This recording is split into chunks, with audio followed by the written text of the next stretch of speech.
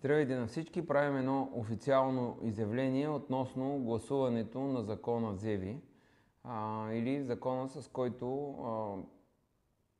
държавата, управляващите по-скоро, властимащите, се упълномощиха да вземат решения, които да могат да заобикалят общинските служби, които могат да ги спрат. И това най-често се прави заради ветрогенераторни и соларни проекти. И понеже много хора ги интересува този закон, президента наложи вето, но той влезе отново за гласуване в Народното събрание и вчера беше махнато ветото на президента. Много хора ни попитаха къде сме били ние по време на гласуването. По време на гласуването ние бяхме отвън на протеста, който беше вчера, против въвеждането на евро без да има референдум, защото много хора това, което са направили и това, което искат да направят, е да има допитване до народа дали тази година трябва да се въведе еврото или тогава, когато наистина бихме отговаряли на критериите, които са действителни за една държава, която да се присъедини към еврозоната. Защото ако една държава не е готова, в нея има корупция, икономически не е добре, ще се получи сценария на Гърция, а дори и по-лошо. В България може да кажем, че сме много по-зле, отколкото преди Гърция да се включи. Ние нямаме такъв бизнес. Тогава спомняме, че гърците имаха банки огромни. В България ОББ беше гръцка банка, Пощенска беше гръцка банка, Алфа банк имаше и други, Пиреус банк, гръцки банки, които имаха експанзия на територията на Балканския полуостров, а ние нямаме абсолютно нищо. Значи България е абсолютно опоскана държава и въпреки всичко вчера излезе един фалшив доклад, с който казват, че ние сме готови за еврозоната и поради тази причина отвънка имаше протести, ние бяхме на протеста. Защо стояхме на протеста? Ставаха сблъсъци, имаше провокатори, полицията можеше да задържи някой човек и поради тази причина трябва да има и депутати, които те играят ролята на арбитър. Но закона беше приет с 126 гласа. Независимо дали ние гласуваме или не, този закон беше предрешен. Тук повече хора ще кажат тогава защо сте в Народното събрание и какво да направим в такъв случай. Има какво да се направи. Ние сме го казвали много пъти, казали сме го в предизборната си кампания, продължаваме да го казваме и сега. Има голям смисъл от малките партии да са в Народното събрание и те винаги могат да направят така, че правителството да падне, да се разкрият схемите на правителството и то да не може да съществува, защото всяка разкрита схема означава, че не може да се направи определена кражба. Ние го говорим много отдавна, затова още с влизането си направихме така, че да има вотове на недоверие. Подписахме първо вота на недоверие на Възраждане, после вота на недоверие на МЕЧ и накрая трябваше да се подпише нашия вот на недоверие, но Възраждане отказаха да го подпишат. И с това те прекъснаха канонадата, на която бяхме подложили това правителство, за да може то да падне, защото единственият шанс да не се приемат тези закони е да падне това нелегитимно правителство и това Народно събрание да се разтури, когато то не може да сформира правителство, няма и да приема подобни закони, защото няма правителство и трябва да се разтури, да имаме нови избори. Този път всички можеше да се борим изборите да са по-добри. Или, когато искаме нещо да не се случи, ние трябва винаги да имаме цялостна стратегия, а не да правим нещата на парче. Винаги, когато чакаме последния момент, за да се случи нещо, и тогава ние губим. С протеста вчера, с други подобни инициативи, ние трябва да действаме предварително. Но за това е необходимо и вашите избранници в Народното събрание, тези, които подкрепят Възраждане, трябва по някакъв начин да им кажат да подпишат вота на недоверие на Величие, да се включват в борбите, които правят другите опозиционни партии, независимо от момента личните им възгледи и да не правят така, че да гледат всеки ден да си набират политически избиратели, а не да свършат работа. За разлика от другите партии, Величие е партия на действията, която гледаме да свършим работа. Едни от хората, които ни зададоха въпроса за Зеви, са хората от Аврен. Мога да ви кажа, че там свършихме доста работа за това да се случи това действие, което се случи накрая. Сега с какво може да помогнем на хората, които в момента са заплашени? Първо, трябва да се блокира работата на всяка една община, която има желание да слага подобни съоръжения, ветрогенератори или соларни панели. Кметовете, най-вероятно като кмета на Аврен, те са много години кметове и имат много доказани нарушения, които са престъпления, но не са станали престъпления, защото не са минали през прокуратурата и съда, за да станат престъпления.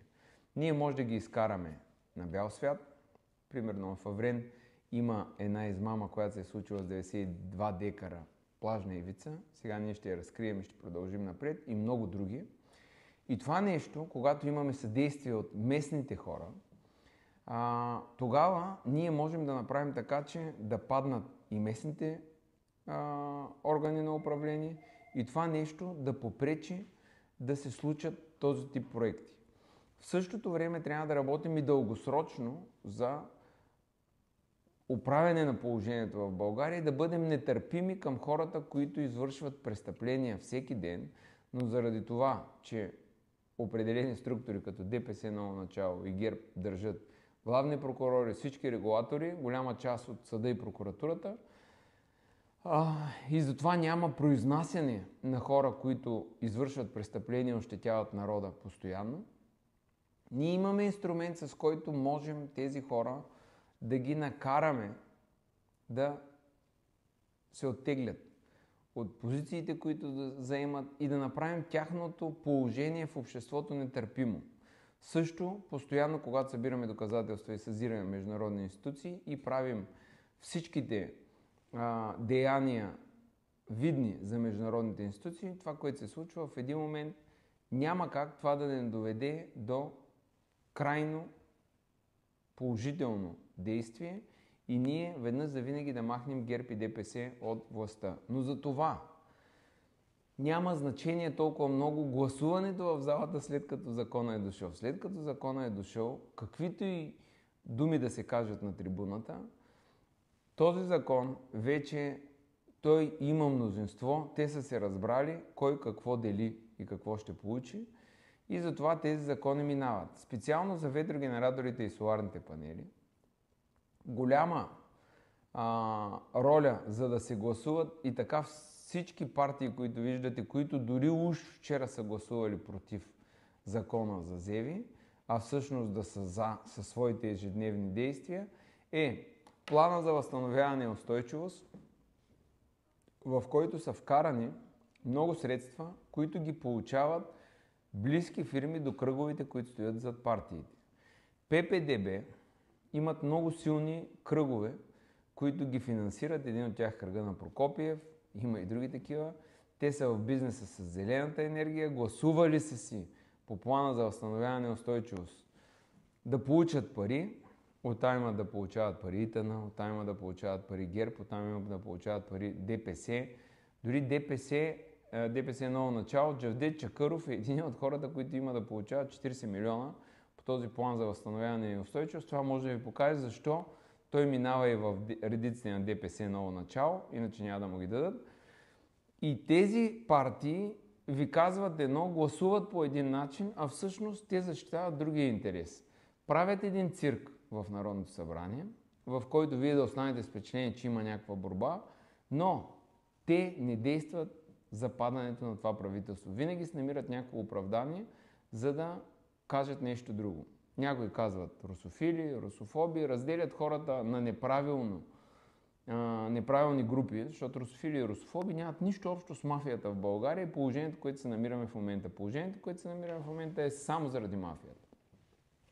Те правят циркове в Народното събрание, на вас са ви интересни, гледате шоу, но в крайна сметка това, което се получава е, че тези партии всъщност са съучастници в приемането на този закон, независимо, че вие виждате, че уж гласуват против.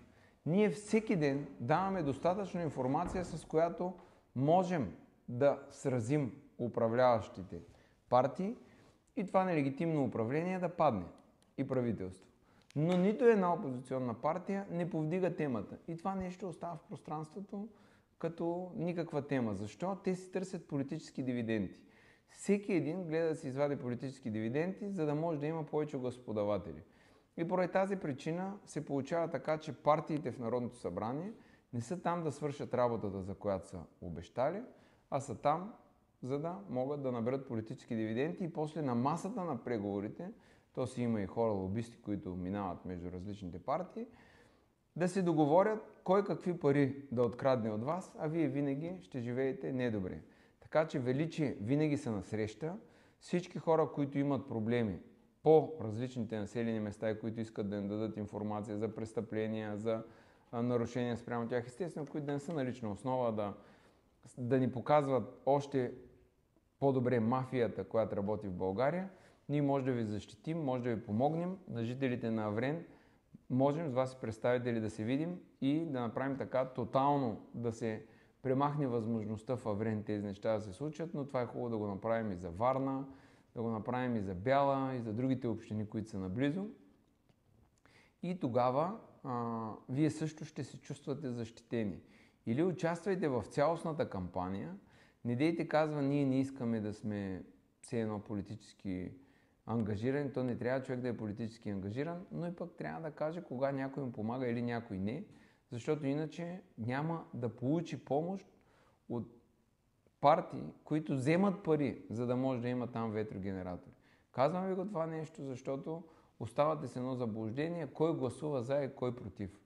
С 126 гласа закона е прият. Ако им трябват, можеха и да са 140, можеха и да са 150. 126 са, за да има някакъв цирк. И някой, ако се мъчи да ви каже, че нас не е нямало и това е бил проблема за закона да се гласува, това е човек, който ви подвежда и се стреми да извлече политически дивиденд. Специално за ветрогенератори и соларни панели може да кажем, че Величие са единствената партия, която наистина постига някакви резултати, която наистина се бори против тях. Това е, което исках да ви кажа. Ние сме твърдо против и ако, понеже ние имаме 10 депутата, примерно Възраждане имат 33, могат 10 да останат горе, 20 да са навън или 15 да са навън, 18 да са горе в залата. Ние с 10 депутата няма как да сме навсякъде и затова може да вършим по една работа. За броя депутати и доверието, което сте ни гласували, мисля, че вършим работа повече от всички партии, останали взети заедно в полза на народа. Може да следите нашите канали, да го видите това нещо и спрете да вярвате на хора, които се мъчат да ви подвеждат и да ви казват, че все едно някой друг от опозиционните партии е виновен, за да се приемат подобни закони. Те предварително имат към момента към 170 гласа, с които винаги могат да ги приемат. Това е. Чао на всички и хубав ден!